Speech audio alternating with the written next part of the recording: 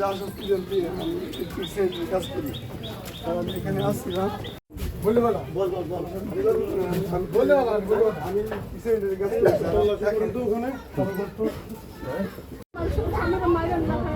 মারবো কেন? আচ্ছা যান যান যান মারবো কেন? আমরা মারার জন্য এখানে ধরো আমার মাইক্রোফোনে দেখা যাবে। আমাদের একটা অভিযান টিম গোপন সংবাদের ভিত্তিতে এই যে মাওনা শাহকিস্ত পিয়ার আলী কলেজের পিছনে মাস্টার বেকারির উত্তর পাশে জনৈক জাহাঙ্গীরের বাড়ির সামনে 3 জনকে আটক করে মাদক সহ। এক পর্যায়ে তারা চিৎকার শুরু করলে আশপাশ থেকে বিভিন্ন নারী পুরুষ এবং তাদের সঙ্গীয় মাদক কারবারিরা আমাদের পুলিশের উপর হামলা শুরু করলে তাৎক্ষণিক আমাদের আরও মোবাইল টিম যেগুলো কাছে ছিল তারাও যায়।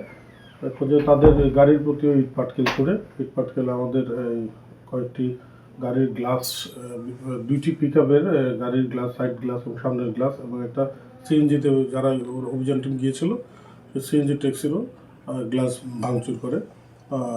এক পর্যায়ে ওখান থেকে আসামি জাহাঙ্গীর এবং অন্য অপর আরেকজন আসামি তারা পালিয়ে যায়। একজন আটক থাকে তখন। তৎক্ষণাৎ ওখান থেকে আমরা সংবাদ পেয়ে আমরা সবাই তড়িৎ সেখানে যাই। মারধর করা অবস্থায়, ইটপাটকেল হামলা করা অবস্থায় আমরা সেখান থেকে 10 জনকে গ্রেপ্তার করি, 2 জন নারী এবং 8 জন পুরুষকে গ্রেপ্তার করি। পরবর্তীতে তারা সবাই পালিয়ে যায়। হ্যাঁ, আমরা 30 পিস মাদক উদ্ধার করা হয় প্রথম যে অভিযান টিম তারা।